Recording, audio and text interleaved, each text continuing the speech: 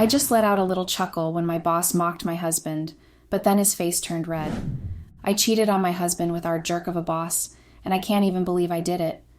It all started with a few mean comments. I never thought much of the little things. You know, the small comments or glances. It was easier to brush them off, let them roll over my shoulders. People can be cruel, and I figured that's just how life worked. So when my boss, Jason, made a snide remark about my husband, who also worked with me, in front of the whole office, I did what I usually did. I laughed it off. But this time, something changed. It wasn't like Jason hadn't poked fun at people before. He had this way of making you feel like you were part of the joke, even when you were the butt of it. Everyone laughed, sometimes uncomfortably, but it was never personal. Except this time, it was. We were in the middle of a team meeting. Jason was going on about deadlines and quotas when he asked Dan about a report he was supposed to have delivered a few days before. Dan said it still wasn't ready, but it would be by the end of the day. Jason leaned back in his chair, crossing his arms over his chest, and looked directly at me. "I don't know how you do it, Michelle," he said with a smirk. "Dan barely does his job here on time. I can't even imagine how he must be at home. Must be nice to have someone around who's good for nothing but keeping the couch warm." The room went quiet, and I felt all eyes turned toward me. My stomach twisted, but out of habit, I let out a little chuckle. I wasn't going to give him the satisfaction of seeing me react. But as the sound left my lips, something shifted in the air. Dan's face changed. His cheeks flushed a deep, angry red. First, he seemed annoyed. After my reaction, I could see he was actually angry. I didn't know why he got so worked up all of a sudden. I mean, sure, maybe I shouldn't have laughed, but what was I supposed to do? After my awkward laugh, Jason agreed to get Dan's report later, and nothing bad happened. It was a joke. Sure, it was a little unprofessional, but everyone in our team knew each other for years. It wasn't a big deal. Still, it felt like I'd crossed some invisible line. Dan's jaw tightened, and he didn't even trade looks with me during the meeting. The damage was done. Something was off. I kept replaying that moment in my head, over and over. I told myself it was just another dumb comment from Jason, the kind I should ignore, but I couldn't shake the feeling that something bigger was happening. My thoughts kept drifting back to how I'd ended up here, working at a job I didn't love, married to a man I'd met in the most unexpected way. I met Dan when I was 24, at a mutual friend's wedding. I was a bridesmaid, and he was the best man. Cliché, right? But it didn't feel like it at the time. We spent the entire night together, talking about everything and nothing. He wasn't like the guys I usually went for. There was something calm about him, something steady. He listened. I remember thinking how rare that was, how he made me feel like the only person in the room. We started dating a few weeks later. Dan wasn't flashy or overly ambitious, but that's what I liked about him. I'd had enough of the high-energy, go-getter types. I wanted someone who felt like home, and Dan was just that. He worked as a freelance graphic designer, and though the money wasn't always steady, it didn't bother me at first. I was working full-time, and we managed just fine. Looking back, maybe that's where things started to slip. When we first got married, I was so proud of him. He was creative, passionate, and always had these amazing ideas for new projects. But somewhere along the way, things changed. We worked at the same company, but our ways of working were completely different. When he started working there, I didn't mind him there. It was nice to have him around. But as months turned into years, I realized my husband was losing his creative and out-of-the-box sensitivity and becoming an average employee who didn't bring much to the table. While I got promotions, Dan was still at the same place he started. Our bosses didn't think of him as one of the most devoted employees, but he was still receiving less than other designers out there and did the job the way they wanted to, so they kept him there. I took on more hours at work, and it felt like the dynamic between us shifted. I made more money than him. I was the one stressed about the mortgage, the one constantly worrying about the future. Meanwhile, Dan comes home from work and spends his nights watching cartoons and designing things no one ever seemed to buy. I didn't resent him, at least that's what I told myself. I loved him after all. But there was this growing sense of frustration that I couldn't quite shake. And maybe that's why Jason's comment hit harder than I wanted to admit.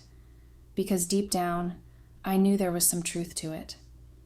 That night, after the meeting, we went home together and had sort of an argument in the car. Dan kept his eyes on the road, gripping the steering wheel tighter than usual. I sat beside him, staring out the window, the silence between us thick and uncomfortable. I knew he wasn't going to be the first to speak. He never was. "So, are we just going to pretend nothing happened?" I finally asked, my voice a little sharper than I intended. Dan let out a deep sigh, but didn't look at me. "I don't know what you want me to say, Michelle." I turned to face him, trying to keep my frustration in check. "I don't know, Dan. Maybe tell me why you got so mad in there. It was just a joke. Jason's always like that." He clenched his jaw, the muscle twitching. "It wasn't just about Jason, it's everything." I frowned, trying to understand. "Everything? What does that even mean?" Dan pulled the car over to the side of the road, finally turning to me. His eyes were tired, a mix of anger and something else, maybe sadness. "I know how people at work look at me. I know what they think, and when you laughed like that today, it felt like you were agreeing with them." I blinked, surprised. Agreeing with them? Dan, I wasn't agreeing with anyone. It was a stupid comment. I laughed because it was awkward. I didn't think... "That's the problem," he cut me off, his voice rising. "You didn't think. You don't think about how things affect me. You're so focused on your career, your success, that you barely notice what's going on with me." I sat back, feeling a wave of defensiveness rise up. "That's not fair. I've always supported you, Dan. Even when things got tough, even when you weren't pulling in as much work, I never complained. I've been there for you." His gaze softened for a moment, but he shook his head. "Supporting me doesn't mean treating me like I'm just there, like I'm not even trying. You don't see it, but I'm trying, Michelle. It's not easy for me." I opened my mouth to argue, but the words got stuck in my throat. Was he right? Had I been so focused on my own frustrations that I hadn't noticed what he was going through? "I don't want to fight," I said quietly after a long pause. I want to understand what's happening between us, because it feels like we're both drifting and I don't know how to stop it." Dan exhaled, his shoulders slumping. "I don't know how to fix it either," he admitted. "But something has to change. We can't keep going like this." I nodded, feeling the weight of his words. "Yeah," I whispered. "Something does." "I was thinking we could maybe go out this weekend. It's been a while since we've had a date night." I looked over at him, and for a split second, I felt guilty. Guilty for being annoyed with him, guilty for feeling like he wasn't enough, guilty for even letting Jason's words affect me at all. Dan didn't deserve that. He was a good guy. "Yeah, that sounds nice," I said, forcing a smile. But even as the words left my mouth, my mind was elsewhere. I couldn't shake the feeling that something was about to change, and for the first time in a long time, I wasn't sure if it was for the better. I glanced back at Dan, sitting on the driver's seat, and wondered how we'd gotten here. From that perfect night at our friend's wedding to this, feeling more like a roommate than a wife. After that night, things felt off between me and Dan, even though nothing had really changed. We went on our date that weekend, just like we said we would, but the whole evening felt forced. We picked a nice restaurant downtown, one of those places that's trendy without trying too hard. The food was good, the drinks were fine, but the conversation was flat. Dan tried, I could tell. He asked me about work, about Jason, about my friends at the office, but my answers were clipped. I didn't want to talk about Jason, not after what happened, but it wasn't just that. I didn't really feel like talking to Dan either. It was like there was this wall between us that had been building for months, and now I was finally seeing it for what it was. We weren't connecting anymore. We weren't us. I spent most of the night thinking about what Jason had said and how it had stuck with me. It wasn't just the comment itself, it was how it made me feel about my life. Was I really okay with being the one carrying all the weight? Could I keep pretending that everything was fine while Dan continued to drift? By the time dessert came, I was mentally checked out. Dan was telling me about some idea he had for a new design series, something abstract and experimental. I tried to focus, but I just couldn't bring myself to care. I nodded, smiled, said the right things, but my mind was elsewhere, back at the office, replaying Jason's words over and over again. After dinner, Dan suggested we go for a walk along the waterfront. It was something we used to do all the time when we first started dating, and I think he was trying to recapture that feeling. We strolled along the path, the city lights reflecting off the water, and for a moment it felt almost peaceful. But that didn't last long. As we walked, my phone buzzed in my pocket. I pulled it out and saw a message from Jason. I hesitated for a second before opening it. About the other day, sorry if I crossed a line. Drinks after work next week to make up for it? My heart raced and I quickly locked my phone, not wanting Dan to see. I felt a pang of guilt, but I also couldn't deny the excitement that flickered inside me. Jason had never texted me outside of work before. Was this his way of apologizing, or was there something more behind it? Dan must have noticed the change in my expression because he asked, "Everything okay?" "Yeah, just work stuff," I said, slipping my phone back into my pocket. "Nothing important." But it felt important. It felt like something. I could feel the tension building in me, the pull of something I didn't quite understand. Why did Jason's text matter so much? Why couldn't I stop thinking about him? That night, lying in bed next to Dan, I stared at the ceiling, my mind racing.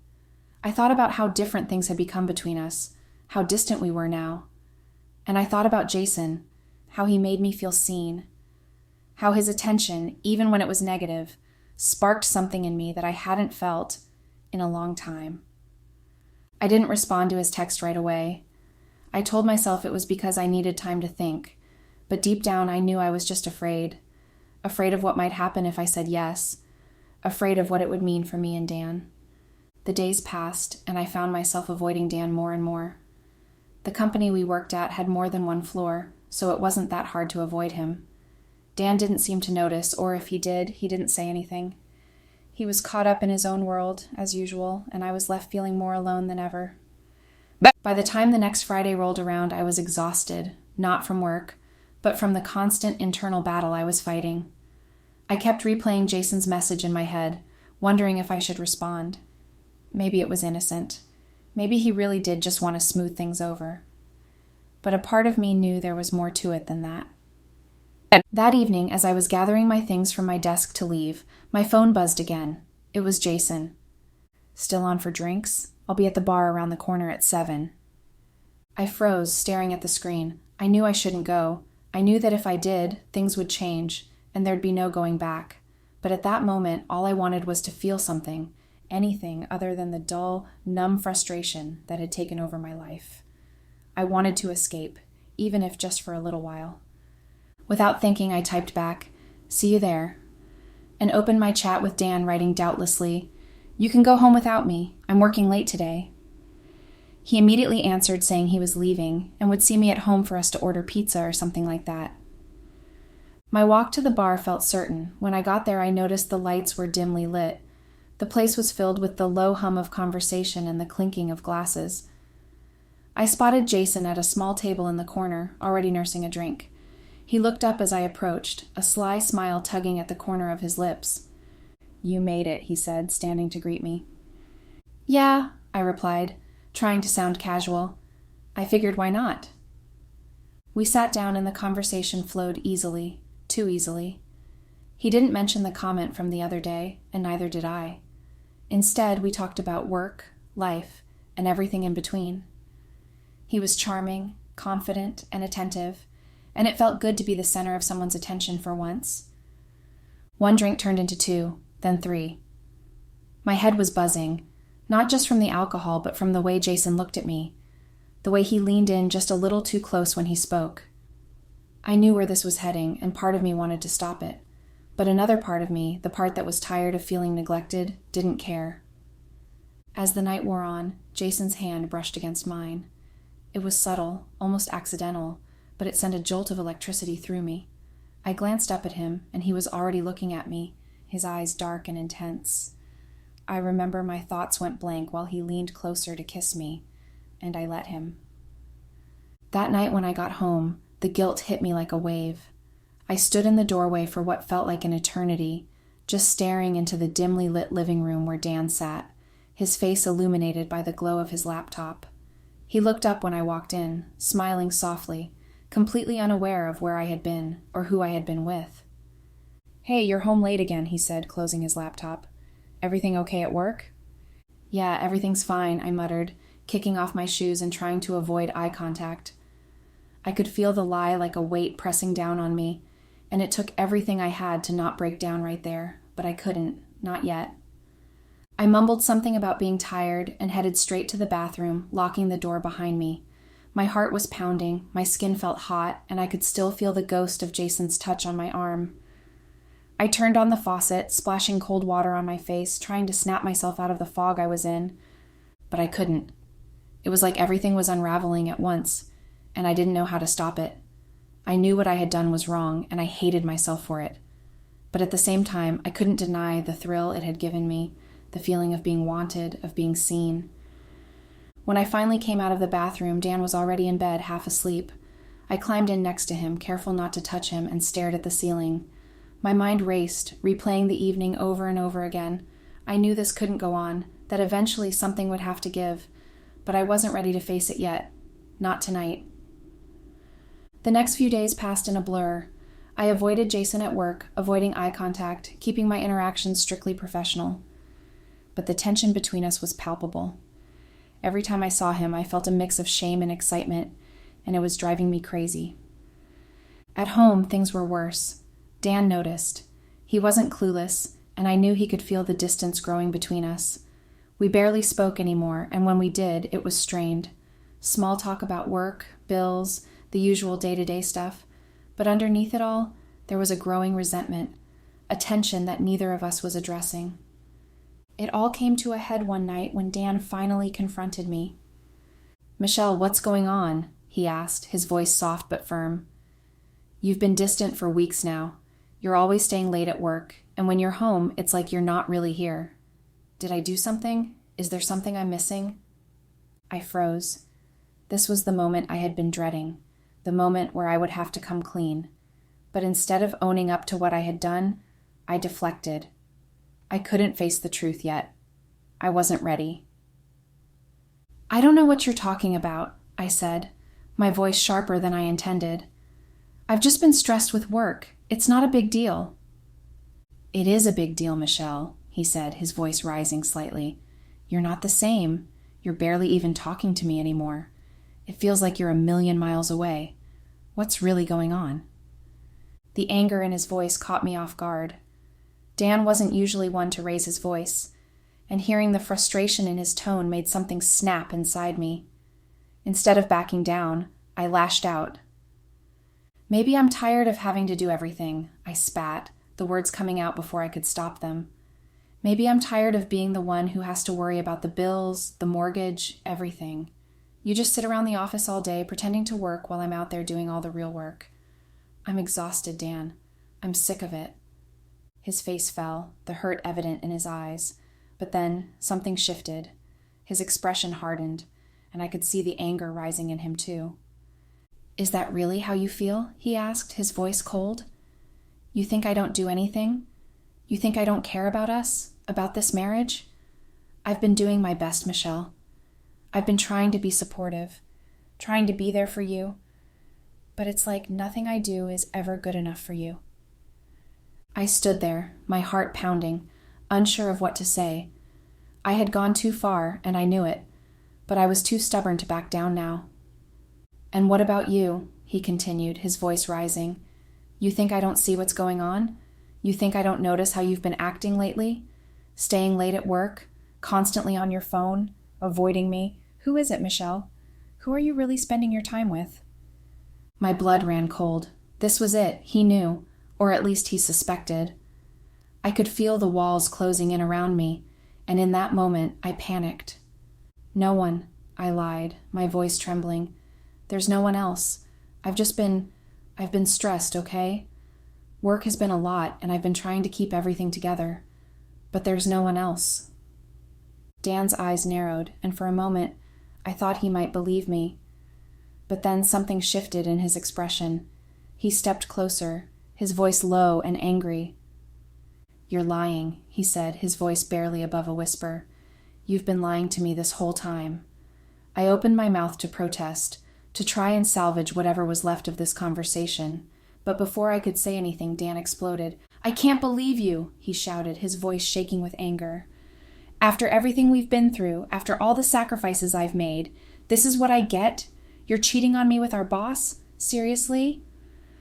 I stood there, frozen in place, unable to speak. The truth was out now, and there was no taking it back.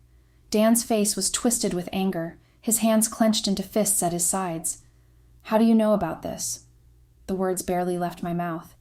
"You play smart a lot, but you forget that maybe the bar close to the office where you work with your husband isn't the best place for cheating. People talk, Michelle," he said, angry. "You disgust me," he continued, his voice low and venomous. "I don't even know who you are anymore." With that, he turned and stormed out of the room, leaving me standing there, shattered and alone. The fight was over, but the damage had been done. There was no coming back from this. As the door slammed behind him, I sank to the floor, my chest heaving with sobs. I had made the mistake, and now I was paying for it. Update. It's been a few weeks since everything came crashing down, and I guess this is the part where I give an update. Things haven't exactly gotten better, far from it actually, but at least I've had some time to process everything. It's strange how quickly your entire life can flip upside down in just a single moment. A single argument, a single mistake. After that night, Dan didn't come home for 2 days. I didn't know where he went, and honestly, I was too afraid to ask. I knew he needed space, and deep down I was grateful for the time apart. I spent those 2 days in a haze, replaying the fight in my head, trying to make sense of how we got here. But no matter how hard I tried to justify it, the truth was simple. I had destroyed everything. When Dan finally came back, he didn't say much. He walked into the apartment, packed a bag, and left again without a word. I sat on the couch, watching him, wanting to say something, but nothing came out. There was nothing left to say. The silence between us was louder than any words could have been. That was the beginning of the end. A few days later, I got the text. He wasn't coming back. He was staying with a friend for now and would be filing for divorce. Just like that, our marriage was over. No drawn-out arguments, no pleading for another chance, just a cold, final decision. And I didn't blame him. I had lied, I had cheated, and now I was paying the price. The days that followed were a blur of paperwork and awkward, stilted conversations. Dan and I barely spoke, communicating mostly through texts or short transactional calls about logistics. What to do with the apartment, splitting up our stuff, figuring out the next steps. It was all business, and it hurt more than I thought it would. I kept waiting for the moment when it would hit me, when the full weight of losing Dan would crash down on me, but it never came all at once. Instead, it crept in slowly, a dull ache that built over time. At first, I tried to ignore it, distracting myself with work, with friends, with anything that would keep my mind off the fact that I had completely blown up my life. But every night when the apartment was quiet, reality would sink in again. Dan was gone, and it was all my fault. Work became my escape. I started taking on extra projects, staying later than I needed to, anything to keep my mind occupied. But even there, I couldn't fully escape the consequences of my actions. Jason, well, things got complicated with him too. After everything blew up with Dan, I tried to distance myself from Jason. I told myself that whatever had happened between us was a mistake, that I couldn't let it go any further. But the more I tried to push him away, the more he seemed to show up in my life. He'd text me casually, asking how I was doing, if I wanted to grab drinks, if I needed to talk.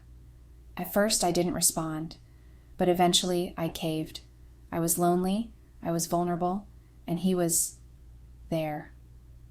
We ended up meeting for drinks again, just like before, but this time it felt different. There was no more tension, no more wondering what might happen. I already knew. And part of me wanted to see where it would go, even though I knew it was wrong. I was already a mess. What was one more mistake at this point? But Jason wasn't what I thought he'd be, or maybe I just wasn't what he wanted anymore. The drinks were awkward, forced, like neither of us really wanted to be there. He asked about Dan, about the divorce, and I tried to brush it off, but I could tell he wasn't interested in hearing about it. He was looking for something else, something I wasn't sure I could give anymore. We didn't talk much after that. The text stopped and Jason started keeping his distance at work. It was like whatever spark had been there between us had fizzled out the moment things got real. And honestly, I was relieved. I didn't need more complications in my life, not after everything that had happened. So here I am now, sitting alone in the apartment Dan and I used to share, trying to figure out what the hell comes next. The divorce papers came through last week, and it's official. We're done. I'm officially single, officially starting over, and I have no idea what to do with myself. The apartment feels too big now, too empty. I haven't bothered redecorating or changing anything since Dan left, and everywhere I look, I'm reminded of him. His art supplies are still in the corner of the living room, untouched. The coffee mug he used every morning is still sitting on the kitchen counter. It's like he's still here in a way, but not really, and I can't bring myself to pack up his things just yet. My friends have tried to be supportive, but it's hard to explain what I'm going through. I know they're judging me, even if they don't say it outright.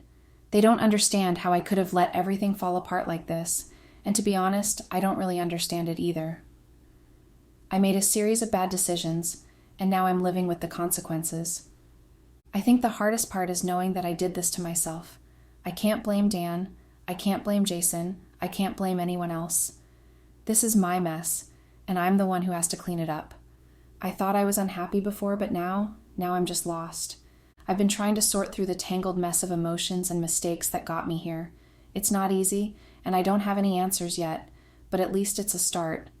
I'm trying to take responsibility for what I did, to figure out why I made the choices I did, and to make sure I don't repeat them in the future. As for Dan, I haven't heard from him since the divorce was finalized. He moved out of town, I think, to stay with his sister for a while. Part of me wonders if he'll ever want to talk to me again, if we'll ever be able to have any kind of closure, but I'm not holding my breath. He deserves better than what I gave him, and I know he'll be okay. I hope one day I'll be okay too. For now, I'm just trying to take it one day at a time. I don't know what the future holds, but I'm slowly learning to live with the uncertainty. This is my new reality, and I'm the only one who can decide where to go from here.